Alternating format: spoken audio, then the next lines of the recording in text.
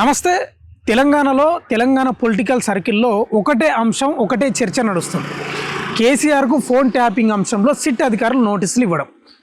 అంటే గతంలోనే, అంటే గురువారమే నోటీసులు ఇచ్చిండ్రు, వెంబడే అదే రోజు రీప్లే కూడా ఇచ్చిండు. కేసీఆర్ లెటర్ రాసిండు, కొంచెం నేను మున్సిపల్ ఎన్నికల్లో కొంచెం బిజీగా ఉన్నా, నాకు వేరే డేట్ చెప్పండి అంటే నిన్న మళ్ళీ సిట్ అధికారులు కూర్చొని చర్చించుకొని నిన్న రాత్రి 9:30కు కేసీఆర్ ఇంటి నందినగర్ ఇంటికి వెళ్ళిండ్రు. అక్కడ కూడా నోటీసులు ఇచ్చారు. ఆ నోటీసులో ఏం పేర్కొన్నారంటే ఫిబ్రవరి 1 రోజు, అంటే 1 తారీఖు 3 గంటలకు అందుబాటులో ఉండాలి అని ఆ సిట్ అధికారులు ఆ నోటీసులో పేర్కొన్నారు. చూద్దాం, ఇదే అంశం గురించి మాట్లాడదాం. ఎందుకంటే పొలిటికల్ సర్కిల్లో మీడియా ఛానల్ ఎక్కడ చూసినా ఇదే అంశం నడుస్తుంది. ఇదే అంశం గురించి మాట్లాడదాం. మన దగ్గర ఓయూ మైపాల్ యాదవ్ గారు ఉన్నారు. అన్న నమస్తే. నమస్తే బాను.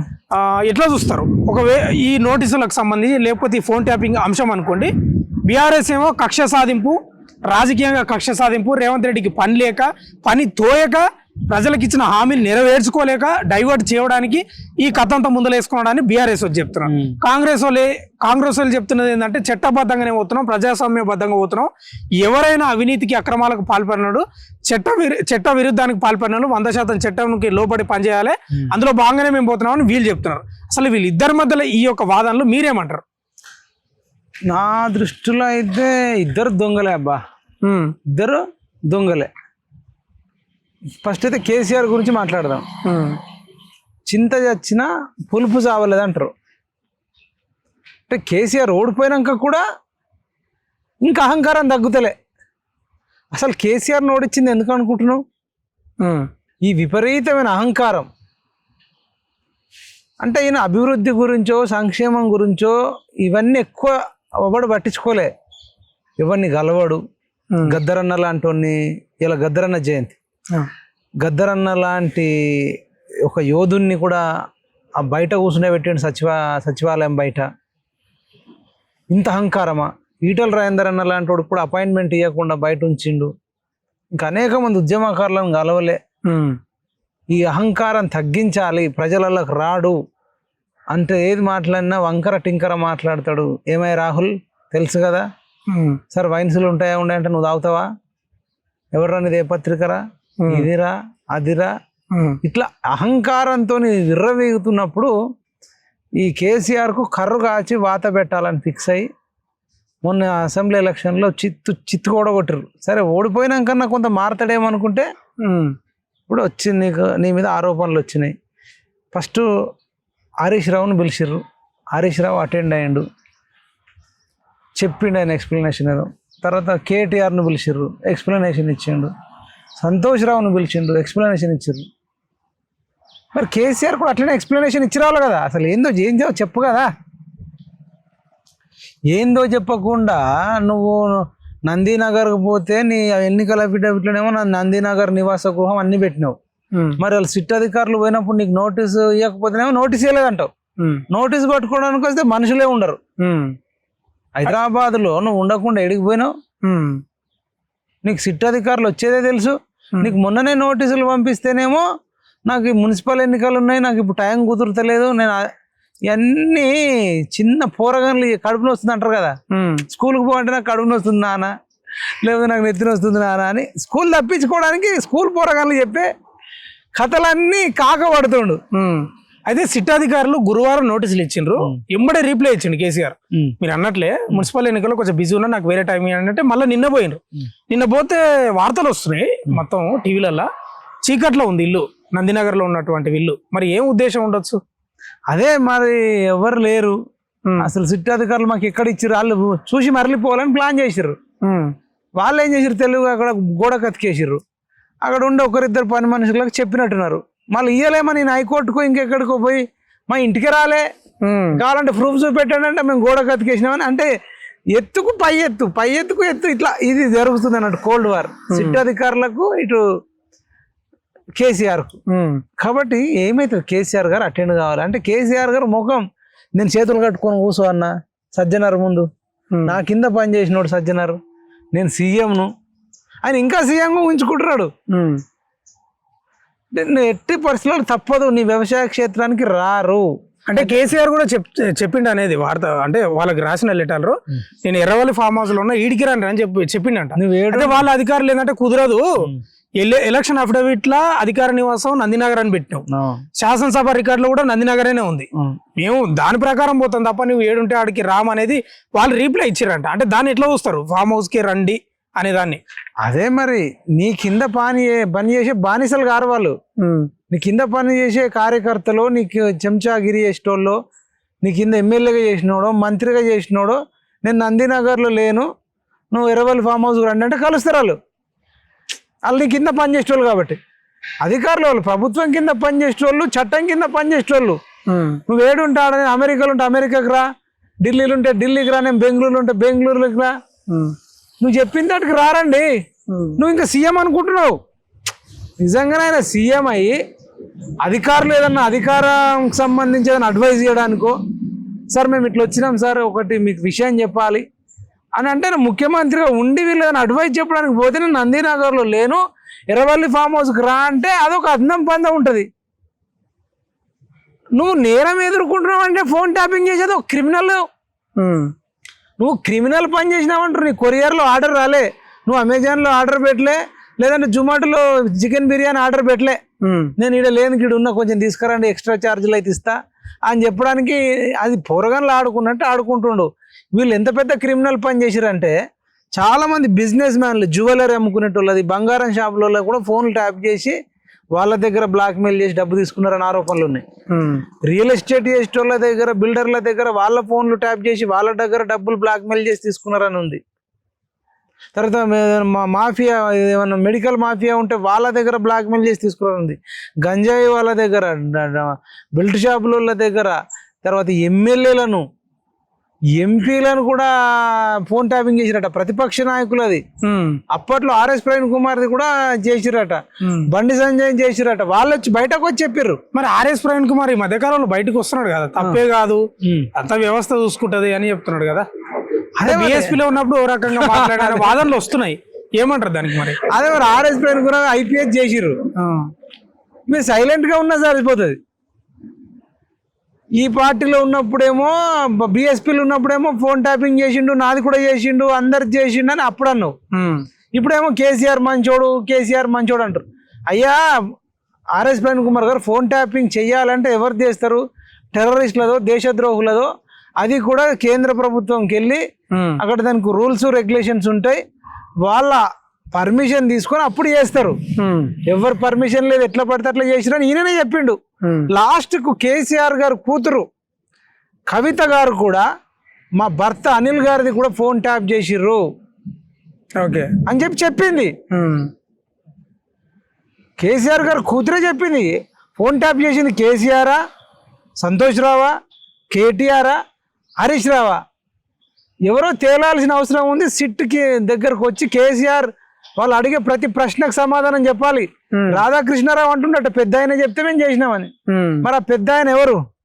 అంటే ఈ అధికారులు కూడా 160 సిఆర్పిసి సెక్షన్ ప్రకారం 15 ఏళ్లలోపు పిల్లలు కానీ, లేకపోతే 65 ఏళ్ళకు పైగా వయసు ఉన్న వాళ్ళకు ఒక ఆప్షన్ ఇది, వాళ్ళు ఉన్న దగ్గరనే విచారిస్తాం అనేది. అందుకే కేసీఆర్ కూడా ఆ వెసులుబాటుని తీసుకొని ఫామ్ హౌస్ కి రమ్మంటున్నాడు అంట కదా. దగ్గర ఉండదండి, ఇంటి అడ్రస్ కి వస్తారు.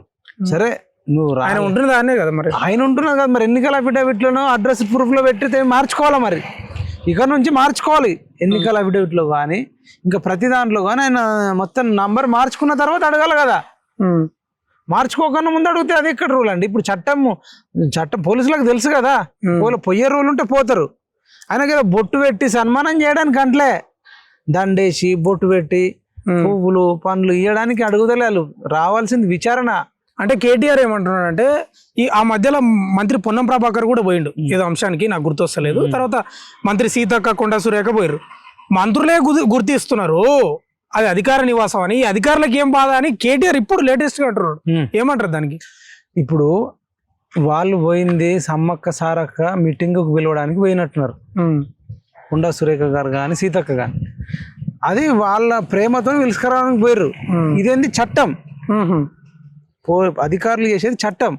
ఇంకొకటి సీతక్క లాంటి వాళ్ళ మీద, కొండా సురేఖ లాంటి వాళ్ళ మీద కూడా ఇంప్రెషన్ పోయింది.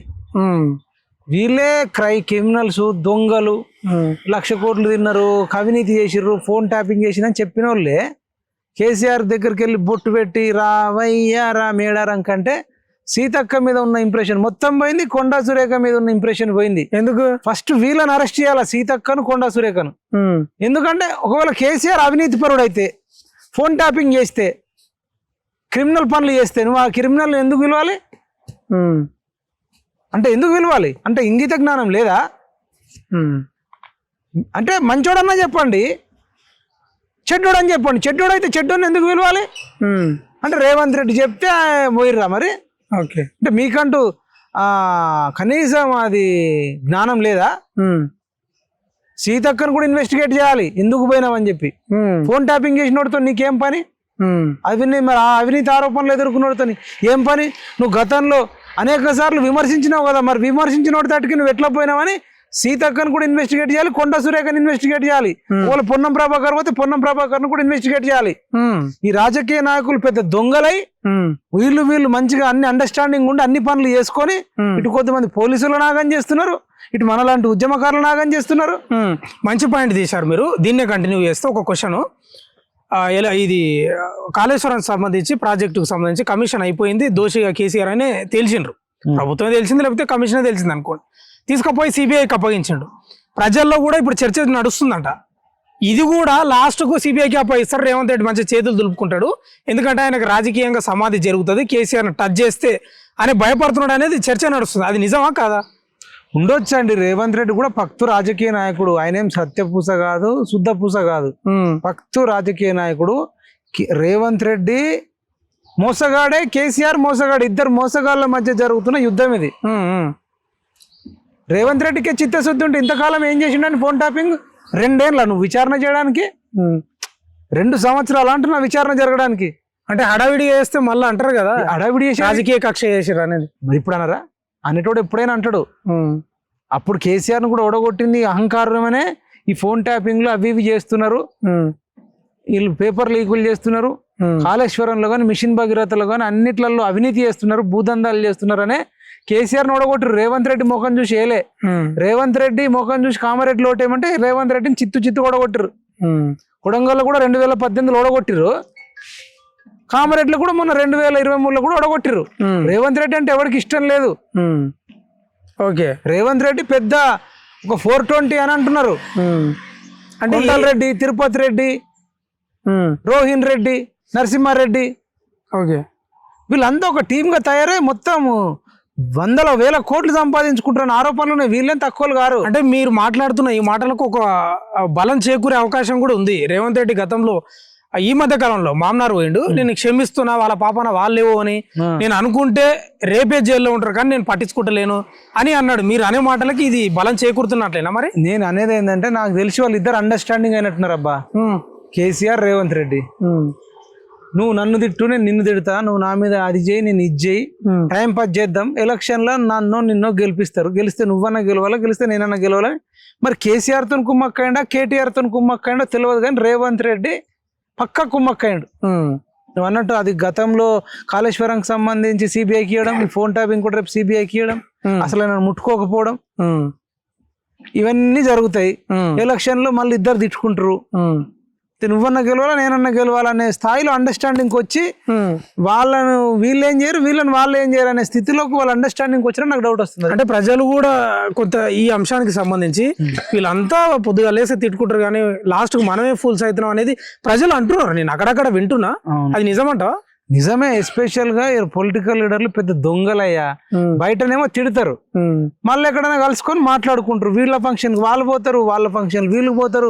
కేసీఆర్ కు జ్వరం వస్తే రేవంత్ రెడ్డి పోయిండు, రేపు రేవంత్ రెడ్డికి జ్వరం వస్తే కేసీఆర్ పోతాడు. ఓకే, అంత అండర్స్టాండింగ్ గా నడుస్తుంది కదా. ఎవరి మీద కోపం ఉంది? వాళ్ళు దోసుకున్నారు, మేము దోసుకుంటామని దోసుకుంటారు కానీ దోసుకున్న సో ₹1 బయటకు తీసిండు రేవంత్ రెడ్డి.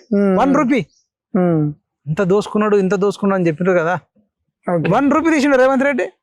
ఇప్పుడు నేను దోసుకుంటాడు, రేపు వాళ్ళు వస్తా అంటే వాళ్ళు కూడా ఇలా చూస్తారు అన్నట్టు. అంతేనా? అంతే తప్ప ఈ 2 పార్టీలకు బుద్ధి చెప్పాల్సిన అవసరం కూడా ఉందని నేను అనుకుంటున్నాను. ఓకే, ఓవరాల్ గా ఏం చెప్తారు?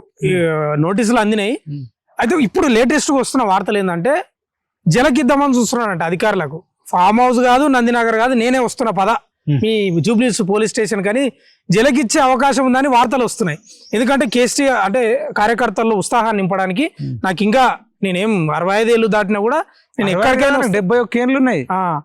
అదే జూబ్లీస్ పోలీస్ స్టేషన్ కి వచ్చే అవకాశాలు ఇప్పుడు లేటెస్ట్ గా వార్తలు వస్తాయి. వచ్చే అవకాశాలు తప్పనిసరిగా రావాలి, వేరే ఆప్షన్ లేదు కదా. అంటే నందినగర్కి వస్తే అనేది నందినగర్కి వస్తే కూడా అహంకారం అని చెప్పి మనం ఇంతకు ముందు అనుకున్నట్టు మళ్ళీ వెళ్తాయి కదా. అంతేనా? ఇదంతా ఎందుకు వచ్చిన బాధ వెళ్ళి వస్తాడు. ఫోన్ ట్యాపింగ్ కూడా చేసినట్టే మనకు బాగా ఉన్నాయి. అబ్బా నన్ను నాగార్జున సాగర్ లో అరెస్ట్ చేసినప్పుడు, కిడ్నాప్ చేసినప్పుడు నేను ఒక దగ్గరకు పోయేది ఎట్లా తెలిసింది, పోయే వరకు పోలీసు వాళ్ళు సరౌండింగ్ ఉన్నారు. నీ ఫోన్ కూడా ట్యాప్ అయింది. మరి అధికారుల నుంచి ఏమైనా వచ్చిందా మీకు పిలుపు? నాకేం రాలేదు, నాకేం రాలే గానీ నాకు అనుమానం ఉంది. అంటే అప్పుడు నేను ఒక దగ్గరకు పోతే నేను ఆ ఇంటికి పోకన్నా ముందే పోలీసు వాళ్ళు ఉన్నారు మధ్యాహ్నం 1 గంటకు. నాగార్జున సాగర్ లో హాలియా దగ్గర కొత్తపల్లి అని ఊరు ఉంటది, అక్కడ రౌండ్ అప్ చేసిర్రు. ఇంకొక ప్రశ్న ఎదురైతుంది. ఇప్పుడు మున్సిపల్ ఎన్నికలు ఉన్నాయి కదా, కార్పొరేషన్ మున్సిపల్, ఇప్పుడే ఎందుకు దూకుడు పెంచింది అనేది కూడా ఒక వాదన వస్తుంది. ఏం చెప్తారు దాని గురించి? అదే ఇప్పుడు ఫోన్ ట్యాపింగ్ చేసింది అది నిజమే అంటారు అందరు, దొంగలు అంటారు. ఆర్ఎస్ ప్రవీణ్ కుమార్ అన్నాడు, బండి సంజయ్ అన్నాడు, అనేక మందికి నోటీసులు. లాస్ట్ కేసీఆర్ కూతురే అన్నది కదా, మనం అనలే కదా. ఈవెన్ హరీష్ రావు కూడా నా ఫోన్ ట్యాపింగ్ లో ఉందని అన్నాడట. అది వి ప్రకాష్ ఒక ఛానల్లో చెప్పిండు. హరీష్ రావు కూడా చేసిరని వి ప్రకాష్ చెప్పిండు. మరి హరీష్ రావు ఏమో పాపం చక్రధర్ గౌడ్ అన్నను కూడా చాలా అరెస్ట్ చేసిండు. చక్రధర్ గౌడ్ అని సిద్దిపేటలో ఉంటాడు అన్న. అంటే ఎవరికి వీలైతే వాళ్ళు నచ్చినట్టు చేసిరని కనబడుతుంది. ఇప్పుడే ఎందుకు దూకుడు పెంచింది మున్సిపల్ ఎన్నికల సమయం? ఎలక్షన్ అవకాశం కోసం అంత ఇంకేముంటుంది. ఎవరికి లాభం ఎవరికి నష్టం? కాంగ్రెస్ కి లాభం కదా, అంతేనా అని వాళ్ళు అనుకుంటారు. సింపతి రాదా అక్కడ? బీఆర్ఎస్ సింపతి ఎందుకు కదా, వాళ్ళు మంచి పని చేసిర్రా. ఇటు కాంగ్రెస్ కు అనుకుంటుండ్రు కానీ కాంగ్రెస్ కు రాదు, ఇటు బీఆర్ఎస్ కు రాదు. వీళ్ళిద్దరు తోడు దొంగలే అనేది ఎస్టాబ్లిష్ అవుతుంది. ఈ రెండు పార్టీలకు కూడా బుద్ధి చెప్పాల్సిన అవసరం ఉంది అంటున్నారు. ఈ రేవంత్ రెడ్డి హఠావో తెలంగాణ బచావో అంటారు. ఒక్కోటి దగ్గర 4 మంత్రి పదవులు పెట్టుకున్నాడండి. కొంచెమన్నా బుద్ధి ఉండాలి కదా. విద్యాశాఖ, హోంశాఖ, మున్సిపల్ శాఖ, ముఖ్యమంత్రి. అంటే ఈయన ఎంత దొంగనో చెప్తున్నా నీకు. కేసీఆర్ దే కుటుంబ పాలన అంటే రేవంత్ రెడ్డి అంతకంటే పెద్ద కుటుంబ పాలన. మొత్తం కేసీఆర్ చెప్పినట్టు ఎట్లా మరి? కేసీఆర్, సంతోష్ రావు, హరీష్ రావు, కేటీఆర్ వీళ్ళని అన్నాం అప్పుడు. ఇప్పుడు కొండల రెడ్డి, తిరుపతి రెడ్డి, రోహిన్ రెడ్డి, రేవంత్ రెడ్డి ప్రజాపాలన అంటారు కదా. ఇదే వీళ్ళ పాలనే, యనుమల వారి పాలనే ప్రజాపాలన అంటారు. ఈ ఆర్ఎస్పీకి సంబంధించి కూడా ఇప్పటిదాకా మనం మాట్లాడుతున్న క్రమంలో వచ్చింది. అసలు సజ్జనార్కు నేతృత్వం వహిస్తున్నాడు కదా, అసలు ఆయనకు అర్హతనే లేదు అంటున్నాడు. ఆయన మీద గతంలో నమోదైన కేసులు అనేది, ఆయన నోటీసులు పంపడం, ఈ కథ అంతా మీరు చూసింటారు. ఎట్లా చూస్తారు దాన్ని? ఇప్పుడు ఆర్ఎస్ ప్రవీణ్ కుమార్ ని ఎవరు సీరియస్ గా తీసుకోవడండి తెలంగాణ రాజకీయాలలో. ఆయనకు ఉన్న పేరు మొత్తం పోయింది. ఎందుకంటే నేను ఏనుగు మీద వచ్చి ప్రగతి భవన్ ను బద్దలు కొడతా అని చెప్పి కారులో ప్రగతి భవన్ కు గేట్ ఓపెన్ చేసుకుని పోయి కేసీఆర్ కు దండం పెట్టిండు. మరి కేసీఆర్ సంకలో వచ్చిండు. అయిపోయింది అక్కడనే. అప్పుడు కేసీఆర్ చెడ్డోడు అన్నాడు, ఇప్పుడు కేసీఆర్ మంచోడు అంటుండు. అప్పుడు బీఆర్ఎస్ నోడగొట్టాడు అన్నాడు, ఇప్పుడేమో బీఆర్ఎస్ గెలిపియాలంటుండు. అప్పుడేమో బీఆర్ఎస్ ఒక దుర్మార్గమైన పాలన, అవినీతి పాలన అన్నాడు. ఇప్పుడు అది స్వర్ణ యుగం, స్వర్ణ తెలంగాణ ఉండే, బంగారు తెలంగాణ ఉండే కేసీఆర్ అప్పుడు అంటుండు. అంటే ద్వంద్వ వైఖరి, స్వార్థపరుడు, దురాశపరుడు అనేది పబ్లిక్ అనుకుంటున్నారు. ఆయన స్వార్థం కోసం, దురాశ కోసం, ఆయన పదవుల కోసం, డబ్బు కోసం ఎంతకైనా తెగిస్తాడు, ఎవరికైనా వెన్నుపోటు ఓడుస్తాడని ఆ బీఎస్పీ కార్యకర్తలు అనుకుంటున్నారు. చాలా మంది బీఎస్పీ కార్యకర్తలు బాధపడుతారు. ఎక్కడన్నా చరిత్రలో ఒక పార్టీ ప్రెసిడెంట్ జాయిన్ అయినోడు ఎవడన్నా చూసినావు? ఎక్కడన్నా ఒక కార్యకర్త వెళ్ళిపోతాడు, లేకపోతే ఒక చిన్న చోటామోటా లీడర్ వెళ్ళిపోతాడు, ఒక ఎమ్మెల్యే అభ్యర్థి వెళ్ళిపోతాడు. కానీ సీఎం అభ్యర్థి పోయి వేరే తిట్టిన పార్టీలో జాయిన్ అవుతాడా? అయితే వార్తలు కూడా వచ్చినాయి, ఉప ముఖ్యమంత్రి పదవి ఇస్తాం బీఆర్ఎస్ అధికారంలోకి వస్తే వచ్చేసేదని ఆఫర్ కూడా వచ్చింది అనేది. అదే మరి ఆఫర్కే పోయిండేమో, మరి ఆఫర్కే పోయిండు. కానీ తెలంగాణ ప్రజలు అన్ని గమనిస్తారు. ఆర్ఎస్ ప్రవీణ్ కుమార్ గారిని ఎక్కడ నిలబడి ఓడగొడతారు. ఆల్రెడీ మన ఎంపీ ఎలక్షన్ ఓడగొట్టారు కదా. ఇది ఓవరాల్ గా ఏం చెప్తారు ఈ కేసుకు సంబంధించి? చివరిగా ఈ ఫోన్ ట్యాపింగ్ అంశం ఇంకా చివరి దశకు వచ్చిందని వార్తలు వస్తున్నాయి. కేసీఆర్ కు నోటీసులు అందినాయి, రేపు విచారణ ఉన్నట్టుంది. చివరికి ఏం చెప్తారు, ఏం జరుగుతుంది ఈ కేసుకు సంబంధించి? అదే ఫోన్ ట్యాపింగ్ కేసులో చిత్తశుద్ధి లేదనిపిస్తుంది. చిత్తశుద్ధి లేని శివ పూజ ఎట్లా అన్నట్టు అనిపిస్తుంది. ఏదున్నా మీరు చట్ట ప్రకారం, ఆ రూల్స్ ప్రకారం వెళ్ళాలి. రప్పిస్తారా, పోతారా, ఇన్వెస్టిగేట్ చేయాలి, ఏం జరిగిందో తేల్చాలి, ప్రజా సంక్షేమంలో ప్రజా దాంట్లో పెట్టాలి, తప్పులు ఉన్న వాళ్ళందరినీ అరెస్ట్ చేయాలి. అయితేనే రేవంత్ రెడ్డికి ఏమన్నా 4 ఓట్లు వస్తాయి. అరెస్టులు చేయకుండా, ఇన్వెస్టిగేట్ చేయకుండా కాలయాపన చేస్తే రేవంత్ రెడ్డి కూడా కర్రు కాల్చి వాత పెడతారు. కేసీఆర్కి ఎట్లా పెట్టిరు అందరు అన్ని గమనిస్తున్నారు. వాళ్ళు జైలుకు పోకపోతే రేవంత్ రెడ్డినే కొండారెడ్డి పల్లెకి పంపించే పరిస్థితి వస్తుంది అంతేనా? ఓకే. పంపించకపోతే కూడా మేము తీసుకుంటాం. ఉమ్. రేవంత్ రెడ్డి హటావో తెలంగాణ బచావో అని. ఓకే. ఇది ఓవరాల్ గా ఓయూ మైపాల్ యాదవ్ గారు చెప్తున్నది ఏంటంటే 100% దోషులు ఎవరైనా సరే శిక్షించాలి చట్ట ప్రకారం తప్ప ఈ విచారణ పేరుతోటి 2 ఏళ్ళు 3 ఏళ్ళు కాలయాపన ఆయన రాజకీయ స్వలాభం కోసం మళ్ళీ ముఖ్యమంత్రి కావాలని ఆశపడుతున్నాడు కదా, ఆ అంశాన్ని దృష్టిలో పెట్టుకొని ఈ అంశాన్ని ఫోన్ ట్యాపింగ్ని కొనసాగిస్తే మాత్రం ఖచ్చితంగా కర్రు కాల్చి వాత పెడతారు. ఎట్లయితే కేసీఆర్కు కర్రు కాల్చి వాత పెట్టినరో అదే మాదిరి రేవంత్ రెడ్డి కూడా కర్రు కాల్చి వాత పెడతారు. ఇక గతంలో కేసీఆర్ కుటుంబ పాలనకు ఈయన కుటుంబ పాలనకు పెద్ద తేడా ఏం లేదు. 100% ఈయనది కూడా కుటుంబ పాలనే, ఎనుముల పాలన నడుస్తుంది అనేది ప్రధానంగా మైపాల్ యాదవ్ గారు చెప్తున్న పరిస్థితి కనిపిస్తూ ఉంది. వీడియో జర్నలిస్ట్ వంశీతో భాను, ఓయూ.